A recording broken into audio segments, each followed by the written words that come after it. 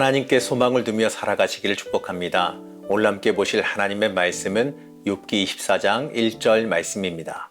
어찌하여 전능자는 때를 정해놓지 아니하셨는고 그를 아는 자들이 그의 날을 보지 못하는고. 오늘도 엔게디 말씀 묵상과 함께 하시는 성도님들을 축복합니다. 욥기의 중반으로 들어오게 되면서요, 욥의 시야가 넓어지는 것을 볼 수 있습니다.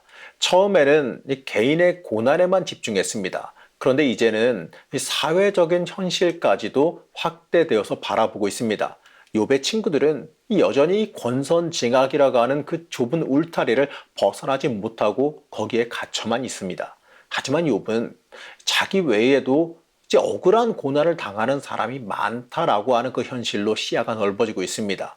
욥은 자기뿐만 아니라 억울한 착취를 당하는 이웃들의 고통까지도 함께 살펴보고 있습니다.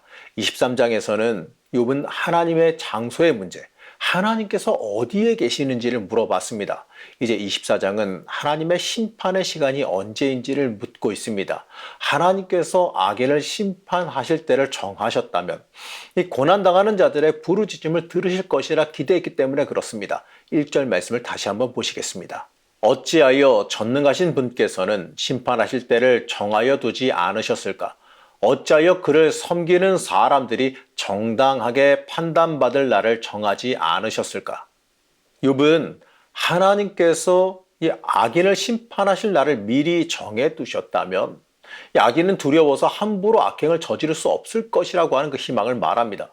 그러나 심판의 날은 우리가 알 수가 없고 전적으로 하나님께서 알아서 하시는 부분이라는 걸 깨달아야 됩니다. 그리고 우리는 하나님께서 그 날을 뚜렷하게 정하시지 않으신 것, 여기에 감사할 줄 알아야 됩니다. 심판을 느리게 하시는 데에는요, 우리를 오래 참으셔서 긍휼과 자비로 우리를 기다려 주시기 때문에 그렇습니다. 베드로후서 3장 9절은 이렇게 말씀합니다. 주의 약속은 어떤 이들이 더디다고 생각하는 것 같이 더딘 것이 아니라 오직 주께서는 너희를 대하여 오래 참으사 아무도 멸망하지 아니하고 다 회개하기에 이르기를 원하시느니라. 하나님께서는 아무도 멸망하지 않고 모두 회개하는 데 이르기를 원하십니다. 하지만 그날은 도둑같이 오지요. 그렇기 때문에 우리는요, 이 거룩한 삶을 살아가면서 하나님께서 오실 날을 준비할 수 있어야 됩니다. 욥은 악인들이 장수하고 번성한다고 말했습니다. 반면에 엘리바스는 욥이 가난한 이웃을 착취하고 억압했기 때문에 이 지금 같은 고난과 고통을 당한다라고 그를 공격합니다. 욥은 무죄한 사람들이 악인들에게 당하는 고난을 생생하고 적나라하게 묘사하면서 엘리바스의 주장을 다시 한번 반박합니다. 이 무죄한 고난을 당하는 것이 욥 자신뿐만 아니라 이 주변에도 수없이 많다라고 고발하는 겁니다. 이 부분은 어떻게 보게 되면요, 이 사회적인 고발 프로 같이 느껴지기도 해요. 사회적으로 부조리 같은 걸 고발하는 모습 같이 보이기도 합니다. 조금 길긴 하지만 생생하게 고발하는 욥의 목소리를 함께 들어보겠습니다. 2절에서 12절 말씀을 읽어드리겠습니다. 경계선까지 옮기고 남의 가축을 빼앗아 제 우리에 집어넣는 사람도 있고 고아의 나귀를 강제로 끌어가는 사람이 있는가 하면 과부가 빚을 갚을 때까지 과부의 소를 끌어가는 사람도 있구나. 가난한 사람들이 권리를 빼앗기는가 하면 흙에 묻혀 사는 가련한 사람들이 학대를 견디다 못해 도망가서 숨기도 한다. 가난한 사람들은 들나귀처럼 메마른 곳으로 가서 일거리를 찾고 먹거리를 얻으려고 하지만 어린아이들에게 먹일 것을 찾을 곳은 빈들 뿐이다. 가을 거디가 끝난 남의 밭에서 이삭이나 줍고 악한 자의 포도밭에서 남은 것이나 긁어 모은다. 잠자리에서도 덮을 것이 없으며 추위를 막아줄 이불 조각 하나도 없다. 산에서 쏟아지는 소낙비에 젖어도 비를 피할 곳이라고는 바위 밑밖에 없다. 아버지 없는 어린아이를 노예로 빼앗아가는 자들도 있다. 가난한 사람이 빚을 못 갚는다고 자식을 빼앗아가는 자들도 있다. 가난한 사람들은 입지도 못한 채로 헐벗고 다녀야 한다. 곡식단을 지고 나르지만 굶주림에 허덕여야 한다. 올리브로 기름을 짜고 포도로 포도주를 담가도 그들은 여전히 목말라 한다. 성읍 안에서 상처받은 사람들과 죽어가는 사람들이 소리를 질러도 하나님은 그들의 간구를 못 들은 채 하신다. 방금 읽어드린 말씀처럼 악인은 부와 권력을 독점해서 이 가난하고 힘이 없는 사람을 무차별적으로 학대한다고 욥은 말합니다. 욥은 이러한 사회적인 모순을 고발해요. 욥이 고발한 내용을 보게 되면 생산자가 누려야 할 그 생산의 이익을 누리지 못하고 있습니다. 식량과 포도주를 생산한 사람이 굶주리고 목마른다. 이게 말이 될까요? 집을 짓는 사람이 집이 없이 떠돌아다닌다. 참 이상하지 않습니까? 욥은 이렇게 고발하면서 12절에서 말합니다. 상처받은 사람이 고함을 지르고 죽어가는 사람들이 울부짖어도 하나님은 귀와 입을 닫고 침묵하고만 계신다라고 한탄합니다. 욥은 23장에서 자기의 문제를 하나님께 가지고 가서 소송을 거듯이 다 털어놓겠다라는 희망을 품었습니다. 그러나 24장에서 다시 한번 냉정한 현실로 돌아왔습니다. 그러면서 소리 없는 하나님, 침묵하시는 하나님에 놀라고 있습니다. 세상이 마치 하나님이 없다는 듯이 너무나도 악한 모습이 가득하다라는 고발입니다. 사실 이러한 희망과 절망을 반복하는 욥의 모습은 욥이라고 하는 한 개인의 문제가 아니라 여러분 우리가 살아가며 고난 중에 보이는 보편적인 모습이라는 겁니다. 이러한 욥의 탄식은 1절에서 하나님의 심판의 때가 언제냐고 묻는 그 말씀으로 다시 한번 돌아가게 됩니다. 이러한 의미에서 18절부터 욥은 이 세 친구들이 하는 그 말을 종합적으로 풍자합니다.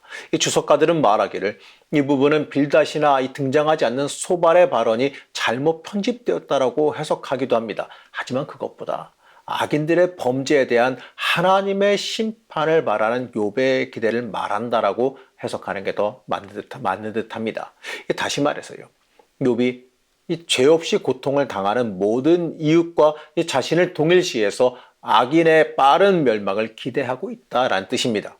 악인은 잠시 동안 번성하는 것처럼 보이지만 이 잘린 나무처럼 망하고 말 것이고 결국에는 이 구더기에 밥이 될 수밖에 없다라고 주장하고 있습니다. 이 말은요, 욥이 원하는 심판이 반드시 올 것이라고 하는 그 희망을 그 내면에 품고 있습니다. 자신의 억울한 고난이 끝나고 억울한 고통과 착취를 당하는 사람들이 그 고난이 끝나게 될 것이라고 하는 희망을 품고 있는 겁니다. 욥은 자신의 억울함에 대한 증거를 찾다가 자신의 고난을 넘어서 다른 사람의 고통도 함께 보게 됩니다. 그리고 그 모든 고통이 하나님을 만나면, 하나님의 때와 시간을 만나면 해결될 것이라고 여깁니다. 한마디로 말해서요, 정의의 하나님을 만나면 모든 것이 해결되리라 이렇게 희망을 품고 있습니다.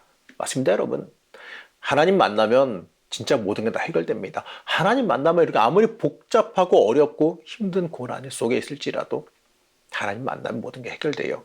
모든 것의 해결은 하나님께 달려있음을 믿으시기 바랍니다. 우리는 이것을 잊지 말아야 됩니다. 내 인생의 어려움, 내 인생의 고난, 하나님께서 풀어주시면 풀리고 하나님께서 해결해 주시면 해결된다는 그 사실을 우리는 믿어야 됩니다. 그렇기 때문에 우리는 철저히 하나님 앞에 매달릴 수 있어야 됩니다. 그리고 오늘 말씀을 보면서 욥이 다른 이의 아픔, 이웃의 부당한 고난에 대해서도 말하는 부분에 주목해 볼 필요가 있습니다.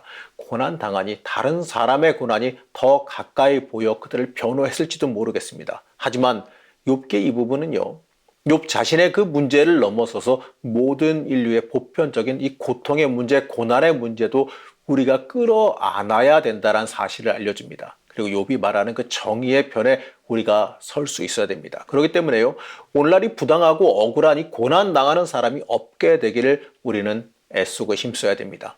이사야서 65장 21절에서 22절 말씀은 이러한 비전을 우리에게 말해줍니다. 집을 지은 사람들이 자기가 지은 집에 들어가 살 것이며 포도나무를 심은 사람들이 자기가 기른 나무의 열매를 먹을 것이다. 자기가 지은 집에 다른 사람이 들어가 살지 않을 것이며 자기가 심은 것을 다른 사람이 먹지 않을 것이다. 나의 백성은 나무처럼 오래 살겠고 그들이 수고하여 번 것을 오래오래 누릴 것이다. 악한 사람들의 악행으로 인해서 이웃들이 당하는 그 고통이 해결되어지는 그 회복의 날이 속히 오기를 우리는 희망해야 됩니다. 또한 우리가 그리스도인으로서요, 하나님의 사람으로서 하나님의 정의를 이 땅에 실현시켜가는 사람이 되기를 소망할 수 있어야 됩니다. 사랑하는 성도 여러분, 잊지 마시기 바랍니다. 하나님 앞으로 여러분 오늘 하루도 나가서시기 바랍니다. 여러분 그러할 때에 나의 고통도 고난도 사회적인 고통도 함께 해결되는 은혜가 임할 것을 믿으시기 바랍니다. 그 믿음으로 오늘도 하나님 앞에 철저히 순전하게 나가서기를 시간 간절히 축복합니다. 우리를 인도하시며 지키시는 하나님, 우리가 고난 중에 고통 중에 하나님 앞으로 나와서기를 원합니다. 하나님 앞에 나오면 모든 것이 해결되어지는 은혜를 체험할 줄로 믿습니다. 사회적인 아픔과 고통도 하나님께 나올 때 해결됨을 우리는 믿습니다. 우리가 하나님 앞에 온전히 나와서 회복과 은혜를 체험하게 하여 주옵시고 이 땅의 아픔도 함께 치유할 수 있는 주의 자녀들이 되게 하여 주시옵소서. 오늘 하루의 삶이 하나님 앞으로 믿음으로 더 가까이 나아가게 하시기를 원하오며 거룩하신 예수님의 이름으로 간절히 기도드렸습니다. 아멘.